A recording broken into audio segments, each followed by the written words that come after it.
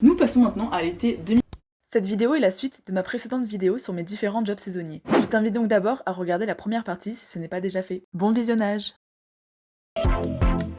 Nous passons maintenant à l'été 2021, après ces grosses années Covid. L'envie de travailler est toujours là, parce qu'on est déter ici, mais plus à McDo. McDo c'est terminé, j'ai eu ma dose, donc j'ai repostulé autour de chez moi, et surtout j'avais un ami à moi dont les parents avaient un camping, donc là ça s'est fait par le réseau, par le piston, on peut dire ça aussi. J'ai pu plus facilement donner mon CV, et ils étaient intéressés, donc on a eu un petit entretien. Alors à la base, ils m'ont dit c'était pour être serveuse au bar, donc moi j'étais en mode ok, bon j'ai pas d'expérience, mais vas-y, on va apprendre. Et au final, les premiers jours, je me suis retrouvée à l'épicerie, donc en fait c'est un grand camping 4 étoiles. Donc il y a pas mal de monde, il y a 2 grandes piscines avec des toboggans et tout, donc c'est quand même un camping imposant. Et il y a un resto un peu chicos pour le soir, et de l'autre côté il y a un resto pour le midi avec bar et la petite épicerie, genre le petit, c'était un Super U, je crois que c'était une petite filiale Super U à côté. Et donc moi j'étais en charge de l'épicerie, c'est-à-dire que fallait une employée pour gérer les encaissements, ranger l'épicerie, faire les livraisons, tout ça. Mais j'étais reliée au bar, donc c'était cool parce que je pouvais aider au bar de temps en temps, ils me formaient un peu aux boissons et tout. Mais j'étais pas vraiment serveuse au final. Et également il y avait un jour de la semaine où je remplaçais ma collègue qui était du matin, qui faisait elle la boulangerie parce que c'était boulangerie-épicerie. Et là les horaires c'était du 6h-14h. Donc ça c'était tous les jeudis, je la remplaçais pour qu'elle ait un jour de repos quand même. Et sinon les autres horaires c'était genre du midi 22h30, un truc comme ça. Et pareil, ça a été une bonne expérience. En plus niveau personnel c'était un peu compliqué dans ma tête et autour de moi, donc ça m'a vraiment fait du bien d'avoir un boulot cet été pour m'occuper, parce que mine de rien, même quand t'es pas bien ou quoi, que tu traverses des périodes difficiles, avoir un job c'est quand même quelque chose qui t'occupe genre 8 heures dans la journée, donc c'est déjà pas mal, t'es pas là avec que tes réflexions en boucle. Du coup je recommande. Après je sais bien que quand on est en dépression tout ça, des fois on a juste pas la force de faire autre chose, mais en tout cas quand on est mal, je sais que avoir un boulot ça peut vraiment permettre de s'occuper, s'évader l'esprit, avoir des interactions, faire autre chose. J'ai bien aimé au niveau des horaires aussi, parce que souvent j'avais 3 jours de repos d'affilée. Bon après ça a changé, j'en avais plus que 2, mais au début de l'été franchement pendant presque un mois, genre j'avais lundi, mardi, mercredi où je travaillais pas. Donc en fait c'était des grosses journées quand tu travaillais, mais tu savais qu'après t'allais bien te reposer pendant 2 ou 3 jours. Ensuite à la mi-été ils m'ont mis à la plonge le mercredi, mais genre je faisais midi 15h, donc c'était vraiment pas grand chose. J'étais à la plonge du resto et étonnamment c'est l'un des trucs que j'ai le plus kiffé. Bon je pense que tous les jours tu dois t'ennuyer, mais genre une fois par semaine je trouve que ça va, parce que du coup c'est vraiment des trucs où tu sais faut être efficace, genre faut enchaîner les assiettes, tout ça, bien ranger. Bon on avait une machine, hein, c'était pas moi qui nettoyais à la main, mais c'était voilà de la logistique et de la logique, et du coup fallait quand même être bien concentré pour que ça s'enchaîne vite. Encore une fois c'est un métier où j'ai fait un peu de tout, donc j'ai fait de la plonge, j'étais à l'épicerie, j'ai fait la boulangerie quand je devais préparer, cuire les baguettes, les pains au chocolat, les croissants chaque jeudi. On m'a aussi formée au bar parce qu'on a eu des collègues qui ont eu le Covid pendant l'été, donc j'ai fait quelques services, genre j'ai fait 2-3 services où je portais les plateaux comme ça. Autant vous dire que c'est très dur, moi j'en garde un peu un souvenir un peu stressant parce que j'avais du mal à tenir les plateaux. Genre vous savez les gens, les serveurs ils font comme ça et puis ils vous donnent les trucs et tout. Moi j'étais là, je posais le plateau sur la table carrément parce que j'avais trop peur de faire une bêtise. Mais bon après les clients disaient rien, donc tranquille tu vois. J'ai appris à faire plein de cocktails et tout, donc franchement c'était grave cool parce que j'ai fait 10 000 trucs différents. J'ai même fait des crêpes l'après-midi parce que j'avais une collègue à moi qui les vendait en terrasse pour l'avancer. Je faisais du coup les crêpes, donc vous savez avec le vrai truc des saisonniers là, avec je sais pas comment ça s'appelle, mais l'espèce de raclette qui te permet de faire des grandes crêpes. Du coup je me suis formée à ça, c'est pas facile au début, puis au final on prend le coup de main. Enfin il y a des jours on y arrive, d'autres non. Et à la fin de l'été on avait des frites, donc là j'étais en mode laisser faire la pro parce que moi je sais cuire les frites en fait, j'ai fait ça pendant 2 ans. Du coup je m'occupais voilà de prendre les commandes de frites et les commandes de pizza aussi. Donc c'était assez universel, et tant mieux parce que si je n'avais été que à faire l'épicerie, honnêtement je me suis un peu ennuyée parce que c'est quand même assez calme. L'épicerie il y a genre le rush le matin pour les commandes de boulangerie, le midi un petit peu parce que je vendais des panini, et le soir vers 18-19h, sauf que souvent c'était tout le temps mon horaire de pause, donc au final un collègue me remplaçait quand c'était le rush, et du coup moi j'avais presque personne, donc c'était assez drôle. Mais mine de rien il y avait quand même quelques clients dans la journée, tu vois, il faut quand même être présent, mais c'est pas non plus la foule comme dans les gros supermarchés. C'était un métier pas trop physique, mais par contre il faisait très chaud parce que c'était un été caniculaire, enfin de toute façon il y en a de plus en plus chaque année, mais là vraiment je me souviens il y a des jours où on s'est pris une semaine, il faisait genre 35-40 degrés, c'était vraiment horrible. Après ça va, on avait nos gourdes, on avait le droit de boire quand on voulait. Et c'était pas trop physique, mis à part voilà, le jeudi, le rythme 6h-14h, ça c'était hardcore parce que moi me lever tôt, c'est pas du tout mon délire. Surtout que moi j'étais en mode il faut manger quand même avant parce que je vais pas faire 8 heures de travail à jeun. Et du coup je me souviens qu'après quand je partais à 14h, je tapais des énormes siestes. Genre je faisais 3 ou 4 heures de sieste vraiment le jeudi après-midi pour rattraper, parce qu'en fait comme les autres jours, je finissais à 22h30, 23h le temps de rentrer chez moi, de manger, de chiller, de me laver, tout ça, je me couchais souvent à 1h. Et du coup, bah, le mercredi soir, quand je devais me coucher tôt pour le lendemain, j'y arrivais pas, donc je me couchais à minuit, je me réveillais à 5h. 5h de sommeil dans la gueule, ça pique quand après on doit aller travailler toute la demi-journée. Et du coup, je rattrapais mes heures comme ça, donc c'était un peu des horaires bizarres, mais bon, au final, j'arrive à dormir l'après-midi. Le corps s'adapte, hein, et le mental aussi. Et le physique aussi, c'était le vendredi parce qu'on avait des livraisons, donc on renflouait l'épicerie. Donc je devais tout ranger et c'était assez long parce que des fois il y avait des packs de boissons entiers, souvent il y avait 3 ou 4 chariots immenses qu'il fallait vider et souvent j'étais seule ou il y avait une collègue qui m'aidait quand c'était calme du côté terrasse. Mais voilà, c'était relativement pas trop fatigant, c'est juste au niveau chaleur et lors des livraisons, mais sinon ça va. Au niveau du salaire, non, je crois qu'on était payé au SMIC, mais comme il avait augmenté, bah du coup c'était pas le même qu'à McDo. Les horaires sup, on a fait pas mal, mais au final c'était bien parce que c'est nous qui notions en fait à la main. Ils nous faisaient confiance sur ça, donc ça c'est cool, tu vois. Et ça ils ont bien respecté, ils ont tout bien payé. Donc pour les plus,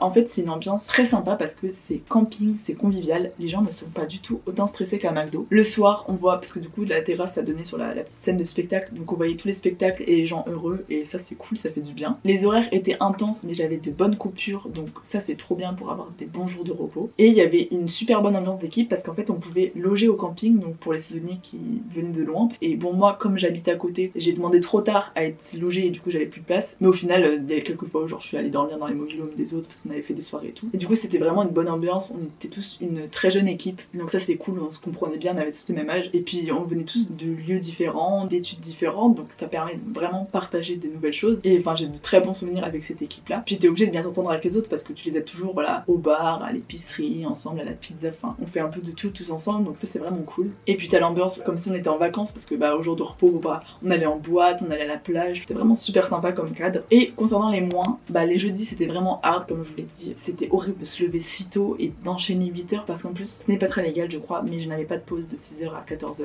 donc j'enchaînais 8h de travail. Alors ça va que le rythme n'était pas intense tout le temps, mais franchement pendant 3-4 heures tu fais cuire non-stop des viennoiseries, t'encaisses les clients, t'as plein de commandes. Il y a eu des jeudis où je savais que je galérais un peu parce que faut savoir bien doser en fait, faut pas en faire trop ni pas assez, faut essayer d'éviter de jeter un max. Donc c'est pareil, toute une logistique et tout, et quand t'es à 6h, 7h du matin, où le cerveau est pas encore bien réveillé, bon bah c'est parfois compliqué, mais dans l'ensemble ça s'est bien passé. Et pareil pour les grosses journées, on a qu'une demi-heure de pause, t'as le temps juste de manger, de te poser, puis au final tu regardes ton tel, au bout de 5 minutes c'est reparti. C'était des rythmes intenses, mais c'était compensé par les journées de repos. Maintenant je vais parler de l'anecdote, parce que ça aussi elle est drôle. Donc cela fait 2-3 jours que je suis au camping, on n'a pas encore testé les pizzas. Mon nouveau collègue qui est pizzaiolo, du coup, lui vient d'arriver depuis hier. C'était la Coupe d'Europe de football, et c'était un match genre Belgique-Angleterre ou un truc comme ça, enfin vraiment, tous les touristes du camping étaient soit de l'un ou l'autre nationalité. Et du coup, on commence à faire les commandes de pizza. En fait, les gens viennent à l'épicerie, moi je prends leur nom, l'heure et tout. Et dans ma tête, j'étais en mode, bon bah, le four à pizza, tu vois, ça doit être, je sais pas, une capacité, tu dois mettre 8 pizzas en même temps, genre, c'est comme dans les jeux vidéo, on peut en mettre plein à la fois. Donc, je mets plein de pizzas au même horaire, je me retrouve avec une tonne de commandes, avec les mêmes heures, et on m'apprend à 17h. Ah mais non, mais le four, il y a que 2 pizzas pour l'instant, parce qu'en plus, il marche pas bien et tout, donc on peut en faire cuire que 2. Donc là, j'étais en mode, quoi? Comment me dire la panique en moi? Je me suis dit mais c'est pas possible. Logistiquement c'est impossible, genre on ne peut pas faire cette soirée. Bah au final on l'a fait, hein, juste les gens ont attendu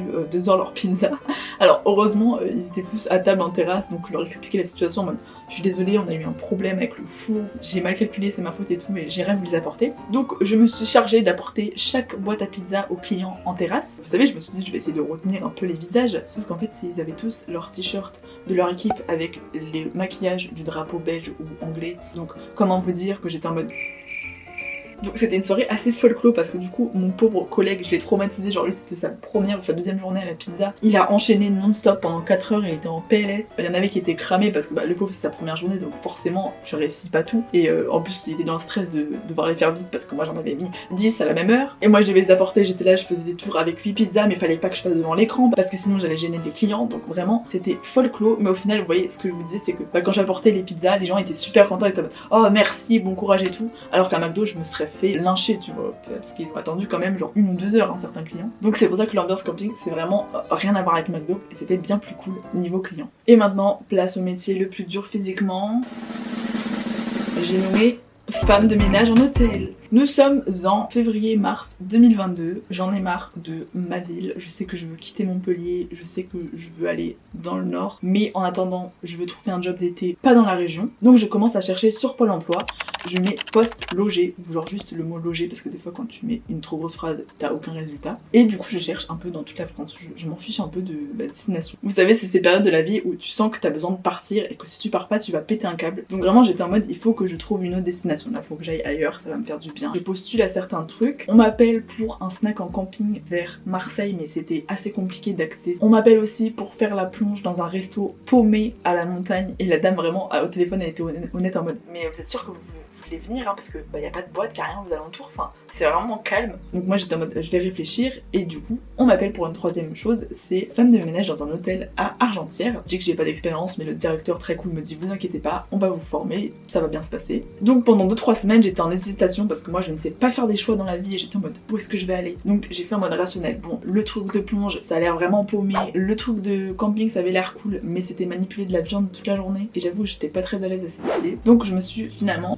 décidée pour aller à Argentière que je connaissais pas du tout. C'est pas loin de Chamonix et du Mont Blanc donc ça j'y suis allée quand j'étais petite mais bon ça n'a rien à voir entre être touriste à 4 ans et travailler à 20 ans. Mais je me suis décidée, j'ai signé mon contrat par mail parce que du coup oui en fait on s'est jamais rencontré en vrai, on s'est juste eu au téléphone avec le directeur. Je l'ai rappelé, il m'a dit ok je vous envoie ça par mail tout ça et voilà t'as la promesse d'embauche puis t'as le contrat que tu signes quand t'arrives le jour J. Et donc je suis partie de chez moi à 5h du matin pour arriver à 15h à Argentière, donc vraiment j'ai mis 10 heures pour arriver là-bas, j'ai pris 4 trains différents, c'était le trajet le plus what the fuck de ma life, mais je suis bien arrivée du coup le 30 juin pour commencer le 1er juillet, et on était logés, alors en fait mes collègues étaient logés sur place, et moi je suis allée dans le gîte parce qu'il n'y avait plus assez de place pour moi, donc je suis allée dans un gîte tout neuf, très mignon, avec une grande chambre, une grande salle de bain, vue sur le Mont Blanc, franchement j'étais trop bien, donc bon c'était à 6 minutes de marche de l'hôtel, franchement ça va, et c'était bien parce qu'on pouvait au moins différencier, tu vois, ton lieu de travail de ton lieu de vie, de dodo, donc ça pour moi c'était grave fou parce que j'avais même un petit jardin et tout, vraiment le gîte c'était trop bien. Les 3 premiers jours j'ai douillé sa mère parce que c'est très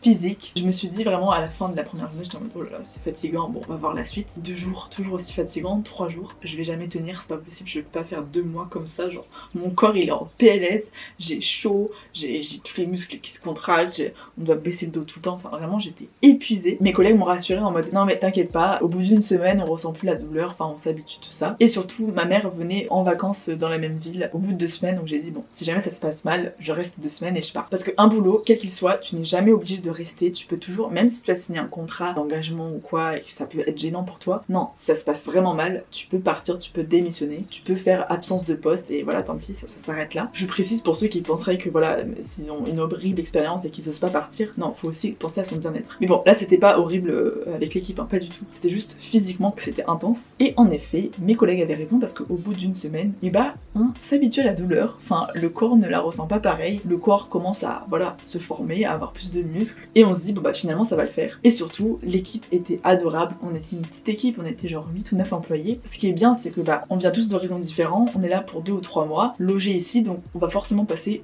toutes nos journées ensemble, toutes nos soirées ensemble et on devient super proches les uns des autres et c'est ça qui fait tenir parce que c'est vraiment pas un boulot facile, mais les petites pauses qu'on se prend en mangeant les restes du petit déjeuner avec vue sur le Mont Blanc, ça n'a pas de prix et c'est vraiment des souvenirs super chouettes. Donc il y avait une très bonne ambiance même dans les chambres, on essayait de se faire rire parce qu'on savait qu'on était fatigués, on en avait marre. Et puis bah nos jours de repos, bah on en profitait pour aller en soirée, en bar, ou se balader juste dans Chamonix la journée. Parce que franchement c'est super mignon la montagne. Moi je sais que je suis pas forcément une fan absolue, même si j'aime beaucoup tu vois, mais entre montagne et mer je saurais pas quoi choisir. Mais là cet été là ça m'a fait énormément de bien. L'air est tellement plus pur, il n'y a pas de moustiques, je n'ai eu aucun moustique de l'été, je sais pas si vous vous rendez compte. Il y a des trucs comme ça où tu te dis en fait selon l'environnement c'est fou comme tout peut changer autour de toi, enfin les animaux, l'air, l'atmosphère. Donc vraiment je recommande 1000 fois d'essayer au moins une saison à la montagne. L'été, l'hiver ça doit être différent. Et pareil quand on a eu, il y a eu la grosse semaine de canicule où genre chez moi dans le sud il faisait 41 degrés je crois. En montagne le max c'était 34. Là il y a eu 2 ou 3 jours c'était dur de travailler avec cette chaleur là, mais ça va pas durer trop longtemps et sinon voilà c'est du 25-30 degrés donc ça reste agréable. Et même le soir il fait tout de suite un peu plus frais donc c'est vrai qu'il faut penser à voilà, prendre des vestes, se couvrir tout ça, mais c'est quand même le top. Et le cadre cadre était magnifique, j'avais vu sur le Mont Blanc, vraiment c'était ouf comme vue. On voit que j'en parle encore avec nostalgie parce que vraiment j'ai trop aimé cette saison, ça a été l'une de mes meilleures saisons saisonnières. Au niveau des horaires, j'en ai pas du tout parlé, mais en gros on faisait 5 jours sur 7, donc avec un vrai week-end de repos. On faisait du 8h30, 15h30 je crois, avec une demi-heure de pause, mais qui était comptabilisée dans notre salaire il me semble. On pouvait manger si on voulait, mais en fait on faisait souvent la pause à 11h midi, donc souvent on avait les restes du petit-déj, genre c'est-à-dire croissant, fromage, charcuterie, et on faisait avec quoi. Moi souvent je mangeais après quand je finissais à 15h. Oui d'ailleurs ça j'en ai pas parlé, mais dans tous les jobs saisonniers que j'ai fait, souvent les horaires de manger sont complètement décalés, mais au final on s'habitue, c'est un rythme qu'on prend, au début t'as faim, puis finalement quand tu sais que tu vas manger à 15h, t'as faim à 15h et pas avant. On a fait très peu d'heures supplémentaires, en fait ça dépendait, genre des fois quand en équipe on était genre 4 ou 5, là on finissait des fois à 14h, donc on finissait plus tôt. Quand on était 2 ou 3 et qu'il y avait beaucoup de chambres à faire, on finissait plus tard, mais du coup ça compensait, donc j'ai eu peu d'heures supplémentaires finalement. Et étonnamment on était, je sais pas si c'est dans tous les hôtels, mais on était un peu plus payés que le SMIC, donc comme quoi ça fait plaisir parce que femme de ménage c'est vraiment l'un des métiers les plus durs que j'ai fait physiquement. Alors le job en soi est simple, genre les tâches à faire, c'est tu changes les draps, tu les mets à la laverie, nous on avait une collègue qui était spécialiste à la laverie donc elle s'en occupait, tu remets des nouveaux draps, tu fais la poussière, tu passes l'aspirateur, et mon autre collègue faisait les salles de bain. Donc c'est simple dans le sens méthodique, c'est-à-dire que c'est logique, tu fais tel ordre et c'est tout le temps la même chose pour chaque chambre. Mais physiquement, c'est super fatigant parce que tu tires les draps, tu dois mettre des nouvelles couettes, tu dois secouer les couettes pour qu'elles aillent bien. Parfois tu changes de couette parce que selon certaines chambres, vous savez il y a des lits doubles, mais tu peux mettre genre 2 couettes une personne ou alors une couette 2 personnes. On avait des changements à faire sauf que les couettes se trouvaient pas au même étage. Mais une couette c'est super lourd et quand tu dois en porter 2 ou 3, ça te fait des putains de muscles. L'aspirateur pareil, tu dois le faire dans toutes les chambres, dans tous les couloirs, mais du coup c'est des aspirateurs qui ont des gros moteurs et qui sont donc très lourds. Et au niveau des salles de bain, j'ai eu la chance, en fait ma collègue n'aimait pas faire les lits, donc elle s'est mise direct aux salles de bain tout le temps, et je les faisais qu'une fois par semaine quand elle était en repos, et du coup je la remplaçais. Et les salles de bain pareil, on doit astiquer, lavabo ça va, mais toilette et baignoire, t'es accroupi, t'es courbé, t'as le dos comme ça ou quoi, tu dois tirer pour prendre la poire, enfin bref, c'est pas évident. Et puis des fois tu retrouves des trucs un peu dégueux. J'ai pas eu tellement de toilettes dégueu, mais quand c'était dégueu t'étais en mode mais frérot qu'est-ce que vous avez fait, genre y a pas à faire ça. Et étonnamment c'était les chambres les plus chères qui étaient les plus dégueux, donc comme quoi les riches vous êtes des gros porcs, voilà. Pas tous mais la plupart vraiment, je tiens à le signaler. Et l'avantage c'est que justement c'est pas comme un camping où quand on nettoie dans les campings quoi, je pense que ça devait être dégueulasse, mais là comme c'était des gens qui restaient 1 ou 2 jours parce qu'en fait ils faisaient tous l'ascension du Mont Blanc ou des randonnées aux alentours, souvent c'était des groupes même genre de 20 personnes, des petits vieux qui viennent, ils restent vraiment pas longtemps donc ils ont pas le temps de dégueulasser la chambre, donc ça c'est pratique. Du coup j'ai pas eu de gros traumas de salle de bain, mais je sais que dans d'autres métiers ça peut être dégueu quand les personnes restent 4-5 jours ou une semaine avec des enfants, là c'est compliqué. Au niveau des plus, le salaire est un peu plus haut que la moyenne, donc ça fait plaisir. Le cadre et la vue sur le Mont Blanc c'était vraiment magnifique, incroyable. Les horaires étaient au final vachement pratiques parce que voilà, on se levait assez tôt, moi je me levais vers 7h, 7h30 et on finissait quand même tôt, vers 15h, 16h. Bon certes le temps de manger, de se laver ou quoi, souvent il était vite 16-17h, mais ça te laisse quand même une bonne partie de la journée, donc fin d'après-midi, début de soirée, pour profiter, sortir, jouer avec tes potes et tout. Les moins, c'était de devoir faire les salles de bain parce que je vous avoue que ça me dégoûte quand même un peu.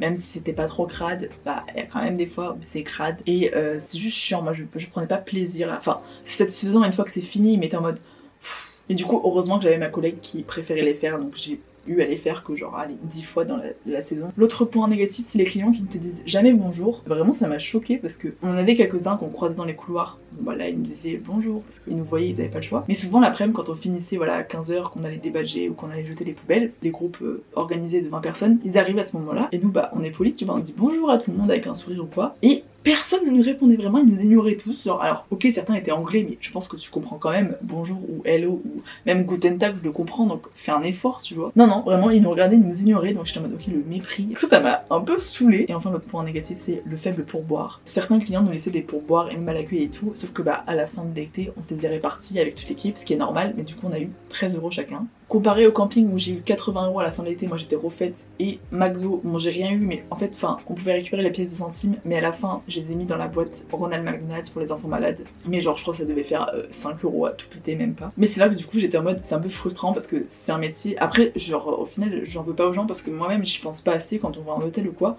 On pense pas forcément à mettre de pourboire. Après, s'il y en a des fois à l'entrée, s'il y a une petite boîte, là on y pense plus. Mais sinon, on n'a pas le réflexe forcément pour les femmes de ménage, alors que c'est l'un des métiers où je pense qu'il devrait y en avoir le plus. tellement c'est physique. Dans les plus aussi, c'est le fait que si vous n'êtes pas trop à l'aise avec la clientèle ou le relationnel, je trouve que femme de ménage c'est vraiment bien parce que on croise peu les clients au final. Enfin, tu les vois de temps en temps, mais ton job c'est pas de leur faire la discussion non plus, toi c'est juste de bien faire les chambres et de bien t'entendre avec tes collègues, donc faut quand même avoir un minimum de relationnel. Et maintenant, place à la petite anecdote. Alors il faut savoir que apparemment l'hôtel serait un peu hanté de temps en temps. Bon alors moi je sais pas trop si je crois à ces trucs là. Disons que comme j'ai pas eu d'expérience de paranormal, je suis un peu sceptique sur la chose, mais je respecte quand même, vous voyez, les lieux où on sent qu'il y a une forte énergie ou quoi. Il y a moyen en vrai qu'il y ait des fantômes qui restent parmi nous, voilà, les pauvres ils sont bloqués entre deux univers. Donc je me dis pourquoi pas, je suis pas non plus réticente à la chose. Et alors il faut savoir que dans cet hôtel apparemment il y a une chambre où il y avait un petit vieux qui y résidait pendant 2-3 ans en fait, et il tombait souvent, et après bon bah il est mort le pauvre au bout d'un moment, et apparemment on entend encore des coups des fois dans la chambre, genre comme si c'était lui qui tombait. Donc moi j'ai jamais été témoin de ça, mais c'est mes collègues qui m'ont raconté par rapport aux autres années. Certaines chambres, mes collègues elles sentaient une mauvaise atmosphère, elles arrivaient pas à y entrer, donc moi personnellement j'ai nettoyé, ça me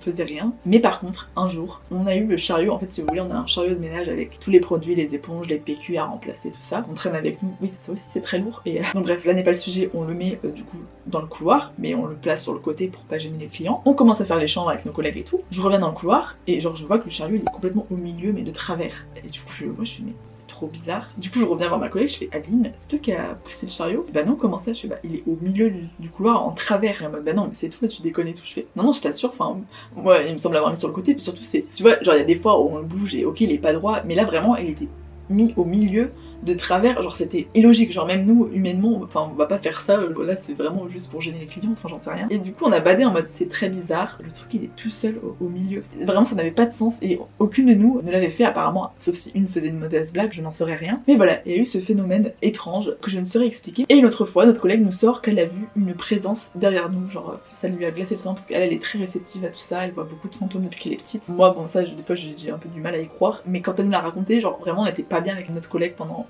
tout l'après-midi parce qu'on s'est dit attends comment ça il y a un fantôme qui traîne autour de nous et on le voit pas, tu vois, c'est un peu badant à vivre. Mais du coup après à part ça il n'y a jamais eu rien d'anormal, mais en tout cas il y a eu ces petits phénomènes, donc libre à vous de l'interpréter ou non. En tout cas ça fait un petit peu un petit mythe, une légende autour de l'hôtel. J'ai énormément parlé, j'espère que cette vidéo n'est pas trop longue et qu'elle vous a intéressé, j'espère que ça vous aura plu, que ça aura pu répondre à vos appréhensions. Si vous hésitez à travailler cet été mais que vous en avez l'envie, franchement n'hésitez pas, postulez un max, foncez, faut avoir de l'expérience parce que je trouve que ça forge même pour après, pour pouvoir comparer, pour pouvoir se faire des premières expériences dans les milieux professionnels. Ça forge toujours, ça permet de faire des rencontres et au final c'est de super souvenirs et de super moments partagés avec des inconnus qui sont devenus des proches. Bon, je vous cache pas que la plupart ne gardent pas contact, enfin on essaye de se parler de temps en temps, puis au fil des mois, au fil des années, tu t'éloignes, c'est comme ça, mais sur le moment tu vis des expériences de dingue et je ne peux que vous recommander de vivre ce genre de moments. Donc cet été, je ne sais pas encore ce que je fais vu que je postule mais que je ne trouve pas, du coup je vous tiendrai peut-être au courant. Je sais pas, je suis un peu dans le déni en mode j'ai pas envie de travailler mais en même temps il faut que je travaille parce que sinon je vais m'ennuyer. Mais j'ai le mariage de ma soeur donc je ne peux pas commencer avant une certaine date, c'est chiant parce que tout se mélange. Bref, j'adore raconter ma vie. N'hésitez pas à me dire vous en commentaire quelle est votre meilleure expérience saisonnière. Ça me fait toujours super plaisir de vous lire. Je vous fais de gros bisous et je vous dis à très vite sur YouTube. Salut tout le monde.